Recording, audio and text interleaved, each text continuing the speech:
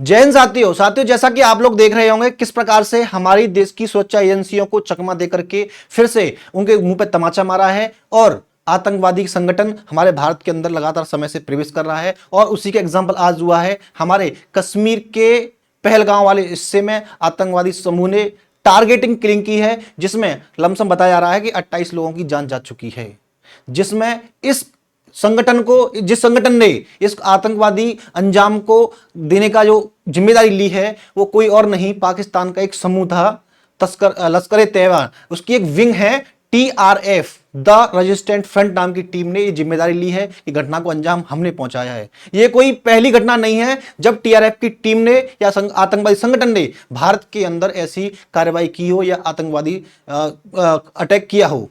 काफी समय से 2019 से 20 से भी आपने देखा था पहलगाम में भी अटैक हुआ था। किस प्रकार से हमारे देश के अंदर ये TRF के आतंकवादी टारगेटिंग क्लिंग करते हैं, जाति देखकर नहीं, धर्म को देख करके। धर्म एक समूह के लोगों के द्वारा, हिंदू धर्म के लोगों को ही टारगेट किया जाता है। और जहां तक इस मामले में तो ये सामने आ रहा है कि लोगों के प्राइवेट पार्ट भी चेक किए गए हैं।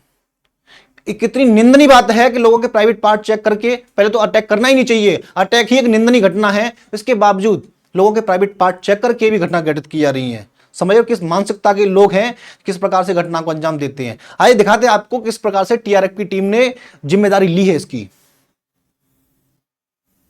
देखो, TRF claims responsibility for Pahalgam terror attack.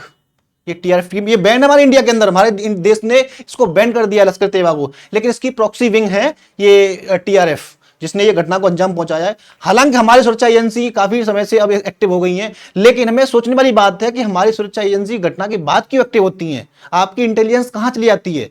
वैसे तो इंडिया बहुत स्मार्ट चलती जा रही है, बहुत डेवलप्ड होती जा रही है, हमारे देश की सुरक्षा भी बहुत तगड़ी होती जा रही है, लेकिन जब घटना घटित होती है तो सब चारे खान चित्त हो जाती है हमारी सुरक्षा एजेंसियां कहां हैं।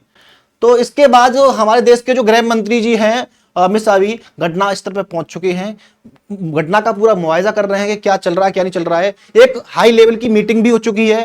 अब अंजाम ये देखना है किस प्रकार से हमारे देश की सरकार स्टेप लेगी और आतंकवादियों को ठिकाने लगाने में क्या सफल हो पाती है कि नहीं हो पाती है।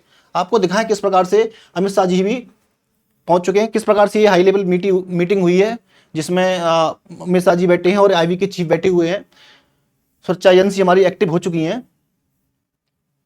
हाँ, हमारे ये सब फायदा क्यों उठाया गया है, जैसा कि सूत्रों के मुताबिक हमें पता चला है कि मोदी जी सऊदी अरब की विजिट पे गए हुए हैं और हमारे देश में आपने देखा था कि अभी अमेरिका के वाइस प्रेसिडेंट जी विजिट पे आए हुए हैं। कुछ सोच समझ के रणनीति के साथ ये अटैक किया गया है कि भारत को नीचा दिखाने की कोशिश की जा रही है। किस प्रकार से अमेरिका के वाइस प्रेसिडेंट अमेरिका यहाँ इंडिया के अंदर हैं और हमारे देश के प्रधानमंत्री बाहर हैं, और इधर हम पश्चिम बंगाल वाले मामले में, हिंसा के मामले में घिरे पड़े हुए हैं और फिर से एक नई घटना घटित हो गई है। अभी हाल ही में आपने देखा था कि पाकिस्तान के वो आर्मी चीफ हैं, उन्होंने भी स्टेटमेंट मारा था कि हिंदू तो ऐसे ही है, ये ऐसी कौम है वैसी कौम है। इस प्रकार से लगातार भारत को उलझाने की कोशिश की जा रही है, किसी प्रकार से भारत तो विकसित ना हो जाए। क्योंकि आपने देखा था जब से धारा 370 उठी है, हमारे जम्मू कश्मीर के अंदर काफी चीजें सुधरी हैं, वहां के लोग अपने रोजगार करने लग गए हैं। आपको दिखाया जब कश्मीर का हिस्सा जहां ये घटना घटित हुई है, ये इसको मिनी स्विट्जरलैंड बोलते हैं इसको हम, पहलगाम को, क्योंकि बहुत सुंदर जगह है। यहाँ पर्यटक घूमने के लिए आते हैं